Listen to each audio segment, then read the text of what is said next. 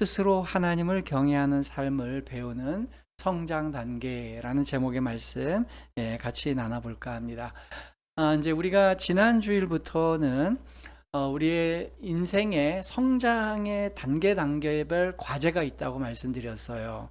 우리의 육체적인 성장의 단계별로 하나님께서 창조의 원리로 우리에게 주신 게 있는 것과 동일하게 동시에 우리의 영혼과 신앙도 단계별로 각 시대마다 각 단계마다 우리의 과제가 있다는 것이죠. 그래서 우리가 각 단계별로 어떤 과정들을 습득해 나가야 되는가를 한번 생각해 보려고 합니다. 저희가 지금 접근하는 이 설교의 방식은 일반 계시와 특별 계시를 좋아해서 우리에게 종합적인 하나님의 뜻을 알아가는 과정이라고 볼 수 있겠어요. 일반 계시라고 하면요, 성경 외에 하나님께서 창조하신 그 자연 만물 속에 담겨 있는 창조의 지혜를 우리가 발견하는 것, 그걸 이제 일반 계시라고 합니다. 성경은 이 세상의 모든 만물과 인류까지 전체 다를 창조주께서 창조하신 결과물이라고 소개하고 있거든요. 그렇기 때문에 그 자연 만물이 움직이고 운영되는 그 과정 속에는 필연코 하나님의 속성이 거기 들어갈 수밖에 없다는 것이죠. 그래서 하나의 식물이 싹을 틔우고 줄기가 자라고 꽃이 피고 열매가 맺고 시들어가는 그 온 과정 속에는 하나님의 속성, 하나님의 창조의 그 원리가 들어가 있는 것이죠. 마찬가지로 인간이 태어나서 이제 갓난아이로 출생을 하고 갓난아이가 서서히 성장 과정을 겪고 청소년기, 어른을 거쳐서 노년기, 그리고 죽음을 맞이하고 이제 영원한 삶으로 새롭게 시작되는 이 모든 과정 자체도 창조의 섭리가 그 속에 들어가 있다는 것이죠. 그러다 보니까 우리 인간들도 그렇잖아요. 인간들도 동일한 대상을 놓고 만약에 그림을 그리라 그렇게 하면 모든 사람이 사진을 찍듯이 똑같은 그림을 그리는 게 아닙니다. 같은 대상을 보고 그리는데도 색조가 좀 다르고요. 구도가 다르고 강조점이 다르고 붓터치가 다르게 돼 있어요. 즉 그 각 사람의 개성과 의도가 그 그림에 표현되는 것이죠. 마찬가지로 창조주 하나님의 속성과 그분의 경향성이 그 창조 세계 가운데 그대로 드러나고 있다는 전제가 바로 일반 계시를 우리가 받아들이는 전제입니다. 단 그 일반 계시는 특별 계시라고 하는 성경의 증언을 받지 않으면 불완전한 그러한 계시가 되는 것입니다. 그래서 일반 계시는 특별 계시 안에서 온전한 구속에 이르는, 또 구원에 이르는 뜻을 발견하게 되는 것이죠. 그렇기 때문에 이제 지난주부터 우리가 접근하고 있는 이 교훈은요, 인간의 성장 과정을 면밀히 지켜보면서 그 각 단계마다 그 시기에 이뤄내야 될 삶의 과제가 있는 것을 전제하고요. 그것은 하나님께서 우리 인간에게 창조 시에 부여해 주신 그러한 어떠한 속성이기 때문에 우리의 영적인 성장의 과정도 동일하다는 겁니다.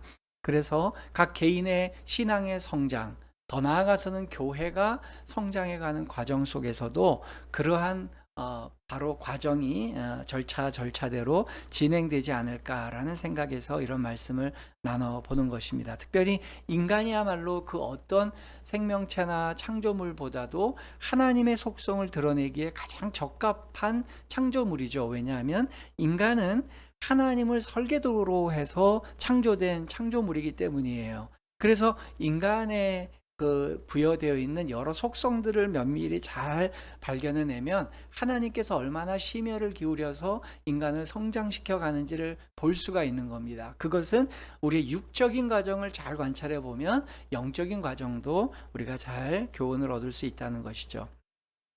자, 그런 의미에서 오늘은 지난주에 이어서 두 번째 시간입니다. 오늘 묵상해 볼 단계는요, 우리 인간은 최초에 지난주에 말씀드린 것처럼 신뢰를 형성하는 과정을 제일 먼저 겪게 돼요. 결핍을 통해서 신뢰를 배우는 과정을 겪게 되죠.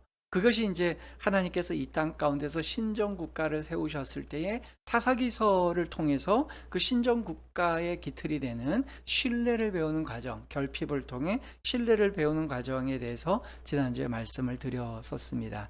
이제 오늘 드릴 말씀은요, 바로 그 다음 단계입니다. 다음 단계가 바로 뭐냐 하면, 그것은 이제 사사기 시대를 넘어서요, 이제는 왕정 시대로 들어가잖아요. 그래서 마지막 사사였던 사무엘이 죽고 난 다음에 이제 사무엘 시대가 마감이 되고 이제 초대 왕이었던 사울 왕이 되는 그 시점을 오늘 본문으로 삼았습니다.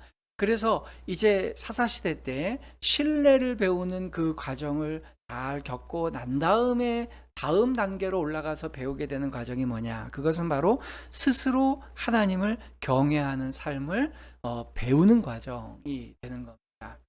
이것은 마치 이제 우리가 어린아이의 성장 과정을 보면 조금 더 이해하기가 쉬울 텐데요. 그래서 우리 어린아이의 성장 과정을 하나의 예화로 보시고 우리의 영적 성장의 하나의 그 과정을 지켜보는 그런 설명의 도구로 쓰면 좋을 것 같아요. 자, 무슨 얘기냐면요, 어린아이가, 갓난아이가 태어나서 첫 1년 동안에는요, 그 아이는 거의 누워 있거나요, 스스로 걸어 다니지를 못하죠. 그래서 100% 타이에 의해서, 주 양육자에 의해서 돌봄을 받게 됩니다. 근데 이제 돌이 지나서 이제 만 1년이 지나고 나면 아이가 다리에 힘을 얻게 돼서요, 아이들이 막 이렇게 다리에 힘을 주고 막 쓸라 그러죠. 빠른 아이들은 돌이 될 때, 1년이 됐을 때 이제 막 걸음을 떼는 애도 있는가 하면 대부분의 아이들은 1년이 지나서 떼게 되죠. 그래서 스스로 서게 되고요, 또 스스로 걷게 되고요, 스스로 또 돌아다닙니다. 그 스스로 활동을 해요. 그러면서 서고 걷고 돌아다니고 활동하면서 보게 되는 게, 자기가 들어누워서 타자에 의해서, 이제 주 양육자들에 의해서 공급받는 제한된 환경이 아니라 본인이 스스로 환경을 탐구할 수 있는 그러한 상황에 놓이게 됩니다. 이럴 때에 왕성한 호기심을 가지고 이것저것을 탐문하고 또 호기심을 충족시키는 그런 시기를 갖게 되는 것이죠. 이게 바로 생후 1년부터 2년까지 하나님께서 우리 인간들에게 주시는 삶의 두 번째 단계의 과제인 거예요. 이럴 때는 이제 막 서서 걷기 시작한 때부터 걸음마가 완전히 익숙해질 때까지의 단계인 거죠. 그것은 영적으로도 마찬가지입니다.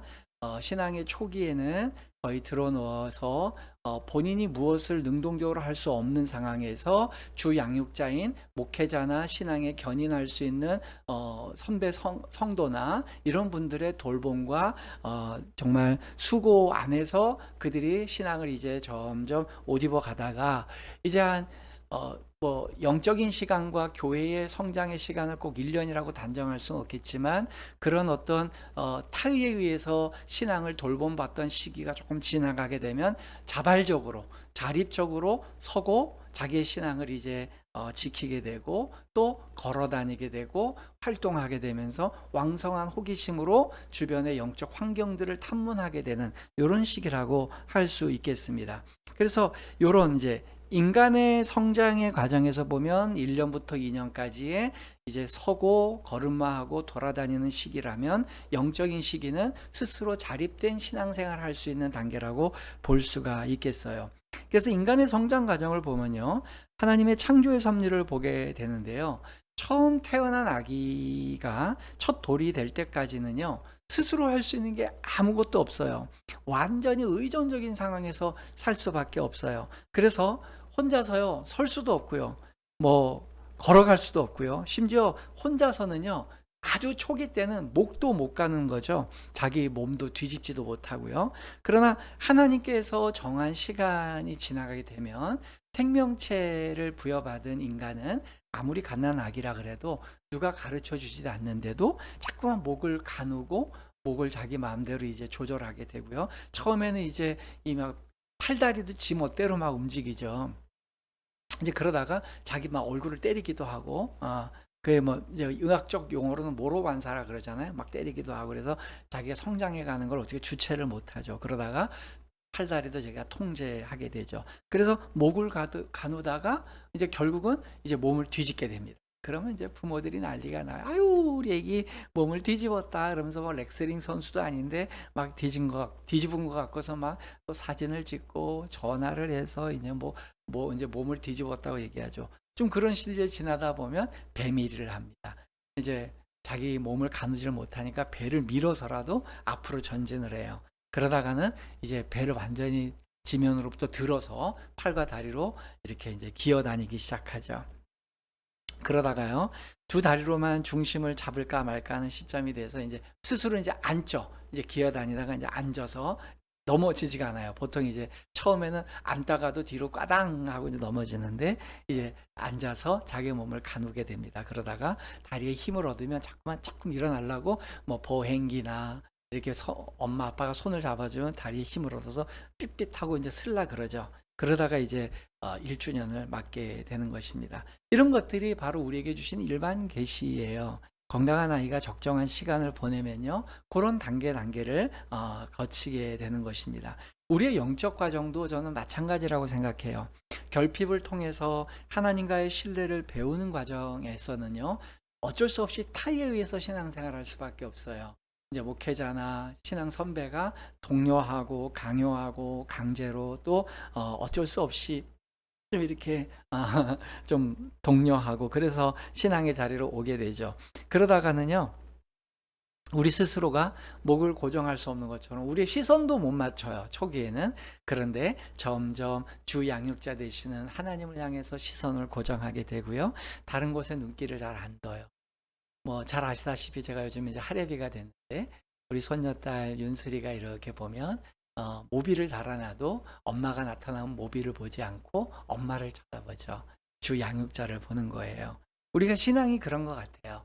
아무리 내 시선을 뺏는 게 있더라도 내 주 양육자 되시는 하나님이 존전 앞에 나가면 그분을 더 바라보게 되는, 내 시선의 가장 우선순위를 하나님께 두는 과정이 첫 번째 단계죠. 저는 교회도 마찬가지라고 생각합니다.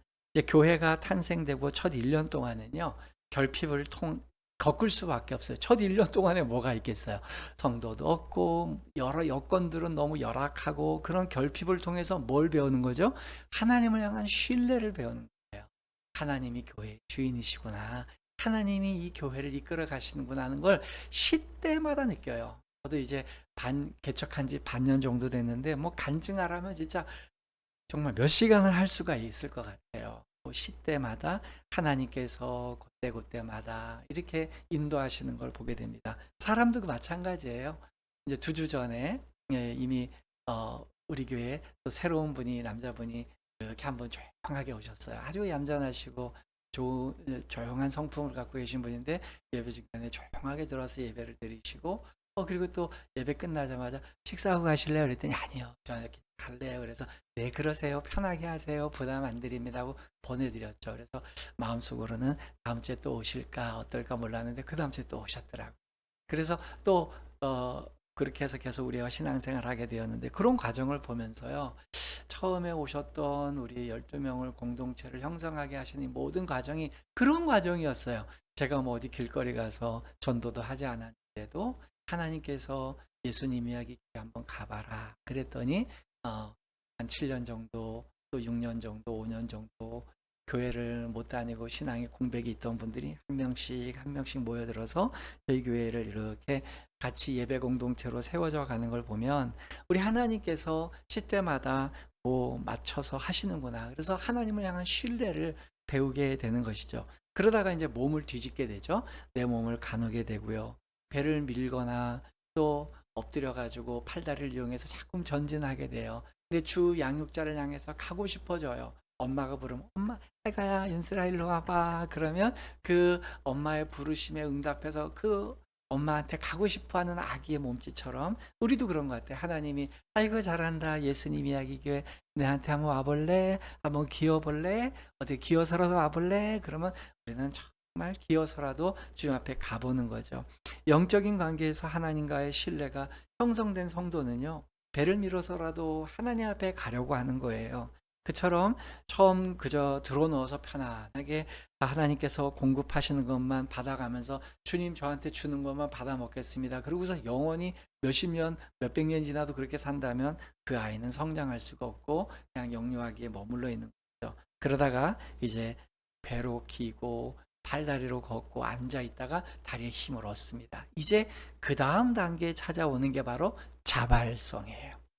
타의에 의해서가 아니라 자발성이죠. 교회도 개척해서 초기에 하나님과의 신뢰 관계가 원숙하게 잘 형성이 된 다음에 내가 노력해서 우리 교회가 이렇게 됐다. 담임 목사가 헌신해서 교회가 이렇게 됐다라고 하지 않도록 저는 그래서 절제하고 있어요.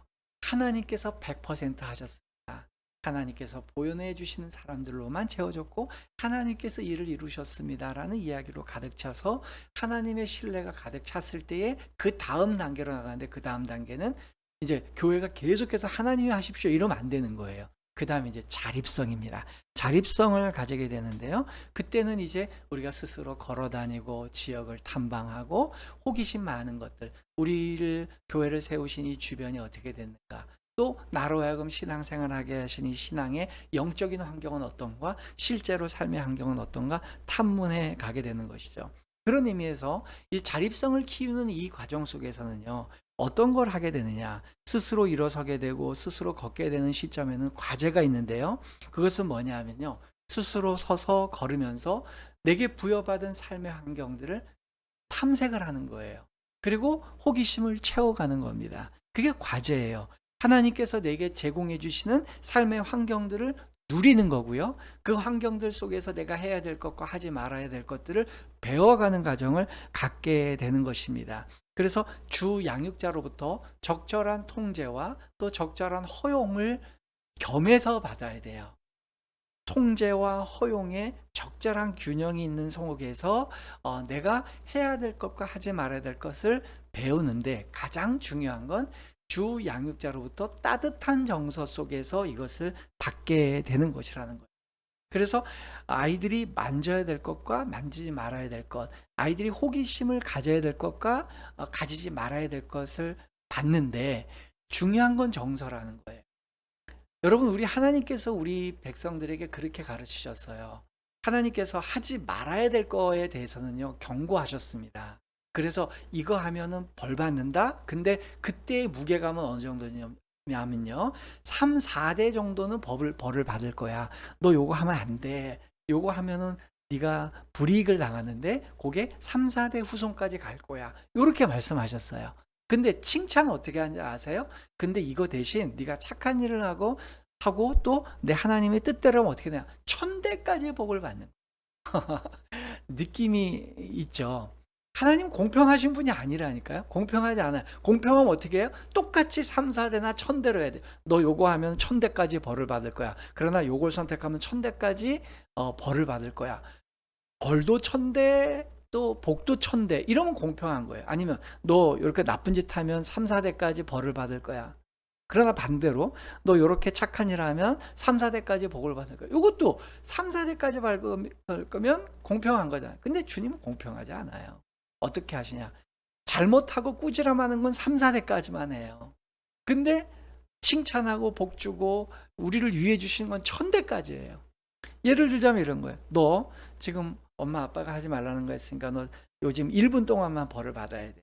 너 여기 가만히 앉아 있어. 아무것도 하지 마. 1분이야. 근데 그건 이제 벌을 받는 거야. 1분 동안. 근데 엄마 아빠 말대로 잘하면 너 있잖아. 하루 종일 아니 일주일 동안 네가 하고 싶은 네가 제일 맛있어 하는 거 내가 주고 너가 원하는 거 해줄게. 이런 느낌인 거예요. 그러니까 하나님의 정서가 그렇게 따뜻하다고요. 하나님께서 정서를 주시는데 그래서 자발성을 가지고 살아가는 아이들에게는요. 그 아이가 이제 걷고 뛰고 주변을 돌아다닐 때는요. 좋은 양육자는요. 아이의 모든 삶의 환경을 안전하게 바꿔 놓는 거예요. 부딪히지 않도록 모퉁이 같은 데는 안전하게 쿠션을 대어 놓고요. 또 아이가 꺼내서 만질 수 있는 것 속에는 위험한 물건을 두지 않고요. 그 다음에 엄마 아빠가 쓰는 성인 용품들은 아이들의 손에 미치지 않는 높은 곳으로 올려두는 거죠.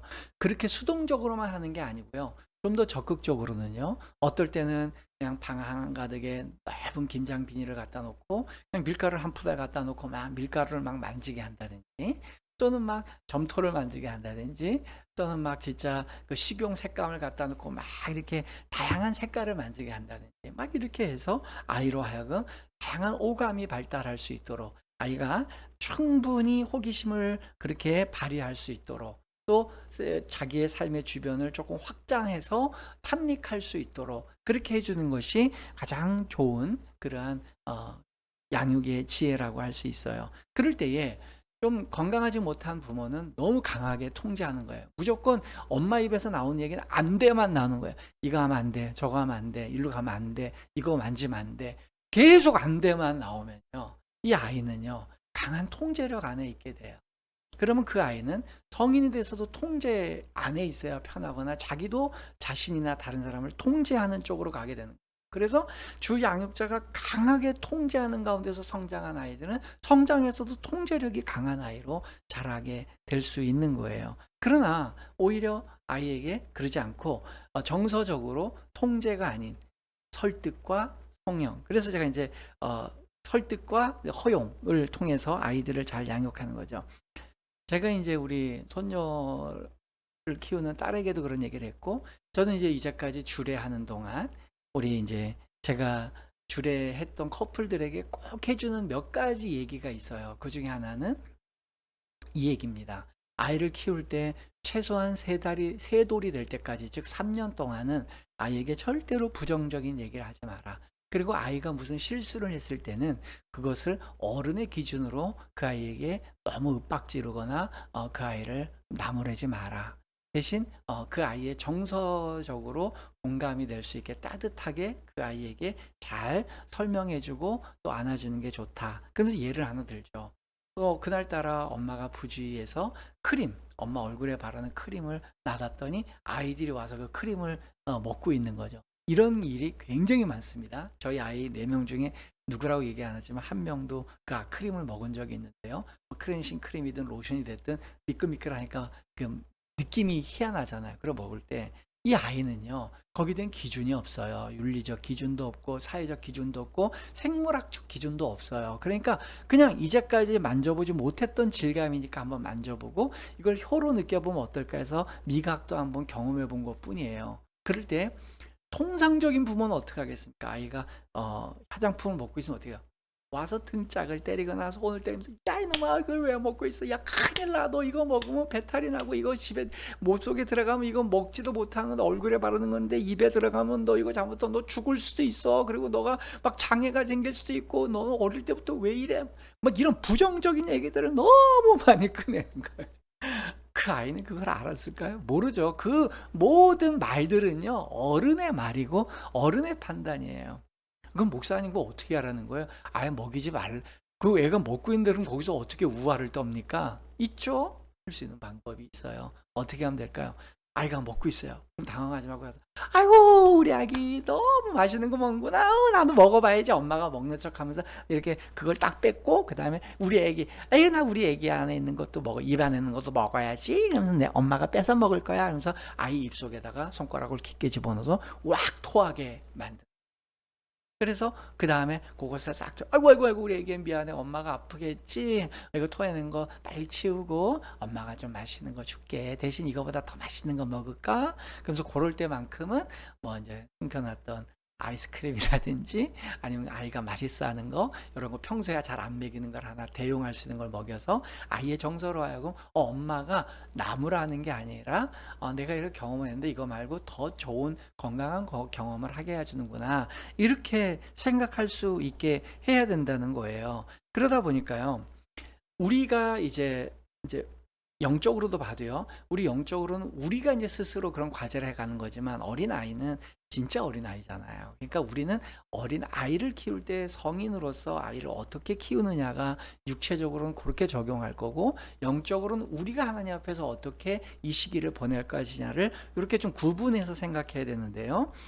그 1년에서 2년 정도 되는 요 시기, 이제 막 빨빨거리고 돌아다니고 말은 그렇게 충분히 못하지만 막 요거저거 가서 이제 저지레를 하기 시작하는 그 타이밍에는요, 아이에게 비난을 하거나 모멸감을 줄 확률이 되게 높습니다. 그러면 안 돼요. 아이가 이제 자립을 해서 왕성하게 막 다니면서 이것저것 만지고 경험하고 그럴 때는요, 통제를 하면서 그냥 요건 아프겠다 그지 하면 안 된다. 아우 아야. 그래서 엄마가 먼저 대보는 모퉁이 같은 데 대고 아우 아야 너무 아파. 엄마 이거 아픈 것 같아. 우리 애기는 이거 하지 마. 이렇게 얘기하면 되는데, 야, 넌 왜 그렇게 말해? 어떤 애가 만약에 뾰족한 물건 하나 잡았다. 야, 넌 그걸 잡았어? 너 뭐 벌써부터 흉기를 들고 다닐라 그래? 너 그러다 나중에 강도가 될 거야. 뭐 이러면서 너무 얘기가 커지는 거죠. 그러면 아이는 호기심으로 함께 만졌는데 난 갑자기 강도가 되어 버리는 이런 어처구니 없는 일이 생겨요. 그래서 이제 심리학자들 이제 에릭 에이슨 같은 독일의 기독교인이자 이제 상담학자였던 에릭 에리슨 같은 그 두 부부가 같이 90이 넘도록 같이 의논하면서 이제 이 성장 이론들을 잘 얘기하고 있잖아요. 이런 분들 같은 경우는 요 시기를 자립하는 시기, 스스로 무엇을 하는 시기를 잘 견뎌내지 못할 경우에는 수치심을 배울 수가 있고 또 의심을 가질 수 있다, 이렇게 얘기를 해요. 근데 뭐 그 이야기를 100% 수용하기보다는 그래도 일리는 있는 얘기다라는 생각을 갖게 됩니다. 왜냐하면 나는 순수한 호기심으로 모든 것들을, 세상을 접해 본 건데 성인인 부모가 나에게 과도하게 나무라거나 책망했을 때에 수치심을 느끼는 거죠. 그리고 의심을 하게 되는 거예요. 이 세상은 안전하지 않은 곳이구나. 이 세상은 불안한 곳이구나. 이렇게 여겨진다는 거예요. 그게 이제 성경적 심리학자들이 우리에게 조언해 주는 내용인데요. 영적으로도 저는 마찬가지라고 생각합니다. 하나님께서는 거듭나서 하나님의 백성으로 성장해가는 성도들에게 순차적으로 성장의 길을 우리에게 인도하시는데요. 그걸 우리는 성화라고 합니다. 예수를 믿습니다. 나는 예수님이 나의 구주십니다. 그걸로 끝나는 게 아니에요. 그때부터 시작이에요. 그때부터 시작이 돼서 우리는 점점 성장해 나아가야 돼요. 그거를 하나님의 나라 갈 때까지 계속 성화, 거룩해져 가는 거예요. 그 영원한 나라에 들어가서 우리가 그 나라답게, 백성답게 살아가는 삶을 우리가 배워가는 것이죠. 그럴 때에 우리 안에 타의에 의해서 수동적으로 신앙생활하는 태도를 벗고 이제 자발적인 신앙생활을 하게 될 때에 우리는 무엇을 배우게 되냐면, 자발적으로 해야 될 것과 하지 말아야 될 것, 또 우리가 만져야 될 것과 만지지 말아야 될 것, 접촉해야 될 것과 접촉하지 말아야 될 것, 먹어야 될 것과 먹지 말아야 될 것, 가야 할 곳과 가지 말아야 할 곳을 타의에 의해서가 아니라 자의적으로 깨달아 가야 되는 거예요. 그래서 그것이 내 안의 자율성을 통제하는 능력을 키워가는 거예요. 남이 강제해서 내가 그걸 억지로 못하는 게 아니라, 뭐 예를 들어 그렇게 안 하, 이렇게 이거 잘못하면은 뭐 구류 며칠 이렇게 하는 게 아니라, 내가 이것도 취할 수도 있고 저것도 취할 수 있지만 내 스스로를 통제하는 법을 배워 나가는 과정이 바로 이 두 번째 단계에 해당되는 신앙이라는 거예요. 바로 이때에 너무 신앙 윤리가 우리를 위축시키거나 우리를 제한시켜서 활발하게 우리의 삶의 환경들을 접해 나가는 것들을 제한시키면요, 극단적으로 너무 사람이 왜소해지게 되는 겁니다. 그리고 의심에 갇히게 돼요. 예를 들어 이제 쉽게 얘기해 봅시다. 아이를 키우는데 이제 한도를 넘은 아이에게 계속 위험하다고만 얘기해 주는 부모가 있다고 생각해요. 안 돼, 그거 만지면 위험해. 이것도 위험해. 저거 마시면 안 돼. 이것도 먹으면 안 돼. 이것 여기로 가면 안 돼. 그거 만지면 안 돼. 다 위험한 거야. 위험한 거야. 위험한 거야. 계속 얘기한 아이는 마음속에 어떤 세계관을 가질까요? 세상은 위험한 곳이다. 세상은 불안한 곳이다. 이런 느낌을 가질 거 아니에요. 그런 아이의 세계관 속에는요, 어떤 낯선 거나 호기심은 있는데 접근하는 거에 굉장히 두려움을 갖게 되는 겁니다. 그래서 저기 나갔다 무서우면 어떻게 되지? 이제 너무 위험하면 어떻게 되지? 그래서 바깥 세상은 항상 위험하다는 세계관을 갖고 있게 되는 것이죠. 그럴 때에 신앙도 마찬가지입니다. 뭘 하면 안 돼, 이거 하면 안 돼, 규제가 많아지고 어떤 행동 규약이 많아지면, 그런 어떤 규약과 규례들이 너무 많아지면 위축이 되는 거예요. 그런 사람이 좁은 틀 안에서 이렇게 머물게 되는 거예요. 사실은 저도 영적으로는 그런 거에 자유롭지 못해요. 제가 이제 소위 말해서 그 보수주의 교단에서 저는 거의 뭐 평생을 자라왔거든요. 그래서 어릴 때는 그런 규약들이 굉장히 많았어요. 저희 교회도 그냥 우리 죄송합니다 이런 표현 써서 꼴보수라 그러죠. 꼴통 보수. 그런 이제 신앙 환경에서 자라니까 주일날은 뭐 사 먹어도 안 되고 운동을 해도 안 되고 뭐 오락을 금해 해서도 안 되고 뭐 안 되는 게 많아요. 그래서 참 제가 생각해봐도 어릴 때 제가 굉장히 그런 면에서 엄격했던 사람인 것 같아요. 그래서 학교 선배들한테도 주일학교 이제 뭐 중고등학교 때도 선배들이 공 들고 주일날에 가면 주일날 공 차면 안 돼, 형. 막 이렇게 얘기했던. 지금 생각하면 참 싸가지가 없는 그런 사람이 아니었는가 싶은데 그게 그 당시에는 신앙생활을 잘하는 거라고 생각했어요. 근데 지금 와서 제가 이제 반성하고 회개를 합니다. 그때 저한테 욕도 먹었던 선배님들 정말 죄송합니다. 머리 숙여 사과를 드리면서 그게 잘하는 게 아니고 그런 규약을 가지고 그 사람을 정죄하고 저 사람은 신앙이 약한 사람이야 라고 판단하는 제 자신이 신앙이 낮은 사람이었던 거예요. 오히려 하나님 안에서는 좀 더 넓은 세계관을 가지고 범죄하는 거 아니라면 조금 더 넓게 포용력을 가지고 가슴을 넓히고 세계관을 좀 넓히는 게 중요하다고 봐요. 그래서 어릴 때는 저는 주일날 운동하는 것뿐만 아니라 그냥 주중에라도 운동도 너무 좋아하면 하나님보다 더 사랑하는 것이다. 이래갖고 운동도 통제하려고 했던 정말 극단적인 그 어떤 그 절제주의에 감싸 있었던 그런 삶을 살았지 않았나 이런 반성을 해보게 됩니다. 그러다 보니까요. 규율과 통제가 강해지면요. 강해질수록 의심이 강해지고요. 불안이 강해집니다. 그리고 통제력이 강해지게 되는 거예요. 공동체 자체에 대한 의심, 나에 대한 의심, 다른 사람에 대한 의심. 그래서 다른 사람을 신뢰를 못해요.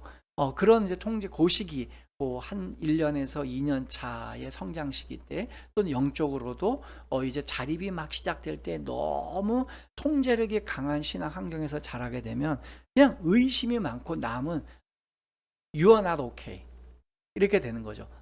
너는 오케이가 아니야. 이 세상은 다 틀렸어. 이렇게 되는 거예요.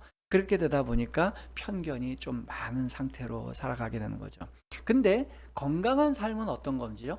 건강한 성장 과정을 잘 겪어내는 사람, 하나님 앞에서 건강하게 자립심을 또 자율성을 잘 개발해 간 사람은 어떤 고백을 합니까? 그 대표적인 예가 바로 사도 바울이에요. 사도 바울은 예수님을 만나기 전까지는 저와 비슷하게 규율이 굉장히 갖춰져 있고 그 규율 속에서 살려던 사람이에요. 근데 예수님을 만나고 그가 통째로 바뀌었습니다. 그러고 난 다음에 그가 비로소 건강한 인식을 갖게 되는데요. 그가 이런 얘기를 했습니다. 고린도전서 6장 12절이에요. 모든 것이 내게 가하나 다 유익한 것이 아니요 모든 것이 내게 가하나 내가 무엇에든지 얽매이지 아니하리라. 아멘. 그렇죠. 건강한 기독교는요. 무엇에든지 얽매이지 않습니다. 네. 무엇에든지 얽매일 게 없어요. 진리가 너희를 자유케 하리라. 자유로워요. 모든 규례에 얽매이지 않아요. 그래서 진정한 자율적인 행동을 하게 해요. 진짜 선이 뭡니까? 내가 자율적으로 내가 하고 싶은 대로 하지만 한 번도 범법 행위질을 하지 않는 사람, 그 사람이 진짜 선인이잖아요. 내 마음대로 하는데 그 자체가 법인 사람. 그러니까 불법이라는 뜻이 아니라 그 자체가 준법적으로 적법하게 살아가는 사람. 이것이 성경이 얘기하는 바른 가치관이에요. 무엇이든지 가하지만 그럼 어떻게 그러한 비결에 들어가느냐? 내가 무엇이든지 다 할 수 있지만 아는 거예요. 뭘 알아요? 모든 것이 다 유익한 게 아니라는 걸 아는 거예요. 무엇에든지 얽매이질 않지만 어떤 것은 내가 선택함으로 나 스스로를 얽매이게 한다는 것이 무엇인지를 아는 거예요. 그렇기 때문에 내게 모든 게 가하지만 모든 것이 나를 유익하게 하는 게 아니라는 걸 알게 되는 거예요. 아이도 그런 거죠. 그래서 부모가 따뜻한 정서와 긍정적인 정서로 아이를 잘 이렇게 안아주고 성장시키고 도와주다 보면 이 아이는요. 바로 모든 것이 가하나 모든 것이 내게 유익하지 않다는 걸 배워가게 되는 것이죠. 그래서 모든 것이 유익한 것이 아니기 때문에 내가 스스로가 자기를 통제하면서 자기가 해야 될 바와 하지 말아야 될 것을 구분하게 되는 것이죠. 오늘 읽은 본문의 내용이 바로 그런 내용이에요. 오늘 읽은 본문의 내용은요, 드디어 이제 사사시대가 끝나고 이제 새로운 왕정시대가 시작되는 그 시점입니다. 마지막 사사였던 사무엘이 이제 백성 앞에서 신정국가가 시작되는 시점에서 이제 귀한 이야기를 해주고 있어요. 그 내용이 오늘 본문 내용이에요. 본문을 다시 한번 제가 한번 소개해서 읽어드리겠습니다. 사무엘상 12장 1절이에요. 사무엘이 온 이스라엘에게 이르되 보라 너희가 내게 한 말을 내가 다 듣고 너희 위에 왕을 세웠더니 24절 너희는 여호와께서 너희를 위하여 행하신 그 큰 일을 생각하여 오직 그를 경외하며 너희 마음을 다하여 진실히 섬기라. 바로 이제 사무엘은 마지막 사사로서 선언을 합니다. 이제 사사 시대라는 시대가 마무리된다라고 선언하고요. 이제부터는 너희들이 선출한 왕으로 운영되는 시스템이 운영될 거다. 그때에 이제는 하나님께서 그때마다 너희들의 부르짐에 의해서 사사를 보내주는 시대가 아니라 시스템에 의해서 왕이 계속 승계되는 시스템을 갖게 될 거다. 그럴 때에 너희들이 자율성을 배워야 자율성을 배우되 여호와께서 너희를 위하여 행하신 그 크신 일을 절대 잊지 마라. 너희들의 인생에서 굵직굵직한 모든 인생, 너희들의 대소사는 하나님이 운영하신다는 걸 자율성을 갖게 된 너희들이 잊지 말거라. 그리고 오직 여호와 하나님을 경외하면서 살아가거라. 너희 마음을 다하고 진심을 다해서 하나님을 섬겨라. 그것을 자발적으로 너희들이 선택해서 하나님께 올려드려라. 이 얘기거든요. 그래서 스스로 자발적으로 이제는 하나님을 섬겨야 될 시기가 되었다는 거예요. 이제는 수동적으로 누워서 울면서 떼를 쓰고 부르짖으면 하나님이 사사를 보내시고 그 상황을 정리하시고 또다시 불편한 게 생겨서 울며 떼쓰면 사사를 보내시고 이런 시기는 지났다는 거죠. 이제는 너희들끼리 공동체를 세우고 지도자를 세워서 너희들끼리 스스로 자생하고 자율적으로 운행하는 시기가 되었다는 것이죠. 이와 같이 새로운 삶의 단계가 올라서게 된 겁니다. 그들은 하나님의 말씀을 유일한 기준점으로 살아야 되는데 그것을 스스로 선택해야 될 시기가 되는 거예요. 자신들이 선출할 왕을 통해서 자신들의 그 자율권을 보장받게 되는 거예요. 그런데 이 시기에 있었던 이스라엘 백성들은 이 자율권을 남용했죠. 그리고 하나님께서 주신 그 왕의 자리에 올랐던 초대 사울왕 마저도 그 자율권을 지나치게 본인이 통제하려고 했습니다. 그러다 보니까 하나님이 그 백성과 자기를 보존해 주시고 인도해 주신다는 생각을 망각하고요. 이 나라와 내 왕위는 내가 지켜야 된다는 강박을 갖게 된 거예요. 그러니까 사울왕은 자기가 통제하고 자기가 견제하고 자기가 의심하는 사람이 되어버렸어요. 그래서 사울왕은요 이렇게 정의될 수 있는 사람이잖아요. 사울왕에 많은 치적이 있을지 모르지만 성경은 그에 대해서 유독 이렇게 얘기합니다. 다윗이라고 하는 충신을 의심했던 사람, 그리고 그를 자기의 수하에서 통제하고 죽이려고 했던 사람으로 우리는 그렇게 성경이 이야기를 펼쳐가는 걸 보게 됩니다. 그러다 보니 이스라엘 역사에서 가장 수치스러운 왕으로 우리는 그를 정의하게 됩니다. 이스라엘의 초대왕 사울은 하나님께서 부여해 주신 그 성장 과정을 온전하게 완수하지 못한 대표적인 인물이 되어버렸습니다. 그 이유가 뭐냐면 통제권이 자기에게 자율권이 이렇게 이양되었을 때에 그것을 하나님께 통제권을 드리고 하나님이 보호하사 우리 모든 공동체 만세가 아니라 내가 내 스스로를 통제하고 내가 내 스스로와 모든 대상을 의심함으로써 내가 상황을 통제하고 내가 대상을 의심하고 내가 모든 것 가운데 그것을 조정하고 책임지겠다는 과도한 의식을 갖게 되는 거죠. 그것은 바로 이제 사울 왕으로 하여금 자기 아들이었던 요나단에게 왕위가 승계되기를 원했고 점점 인기가 높아지는 다윗은 견제의 대상, 의심의 대상으로 보고요. 그를 통제하려고 했어요. 그러다가 결국은 죽이려고까지 했지만 사실은 하나님이 그 시대를 통제하고 계셨고 하나님이 그 모든 의심이 아니라 하나님을 신뢰하는 다윗을 주님도 신뢰해 주셔서 그의 왕위를 다윗에게 넘겨주시는 걸 보게 됩니다. 그래서 다윗의 그 통제력 안에는요, 뿌리 깊은 열등감과 바로 수치심이 숨겨져 있음을 보게 됩니다.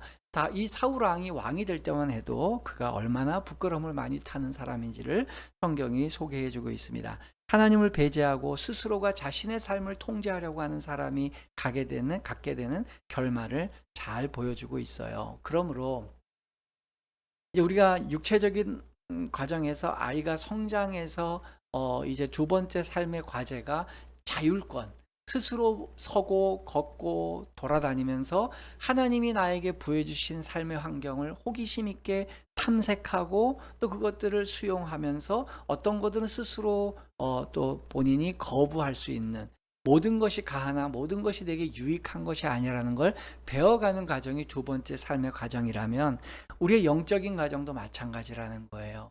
이제 자발적으로 신앙생활 할 때 내가 자율권이 있어요. 내가 뭐 신앙생활 해도 되고 예배를 드려도 되고 안 드려도 되고 내가 뭐 뭐든지 할 수 있지만 안 할 수도 있는, 그럴 때에 내게 영존하는 유익이 되는 게 무언지를 선택할 줄 알고 내게 단기적으로 유익하지만 영적으로나 또 영원하게는 이것이 내게 큰 데미지가 된다는 걸 구분해 낼 줄 아는 그런 삶을 살아야 된다는 거죠. 교회도 마찬가지입니다. 교회도 이제 미래자립의 교회에서 이제 그 과정을 넘어서서 이제 자립을 해갈 때에 자립을 해가는 과정에서 너무 섣부르게 이것든 저것든 자립하기 위해서 뭐든지 받아들여서 뭐 이 후원금 저 후원금 이런 단체 저런 단체 이런 사람 저런 사람을 막 그냥 무분별하게 받아들여서 자립 자체를 목적으로 삼게 되면 그것은 사울왕이 가는 결말로 갈 수밖에 없다는 것이죠.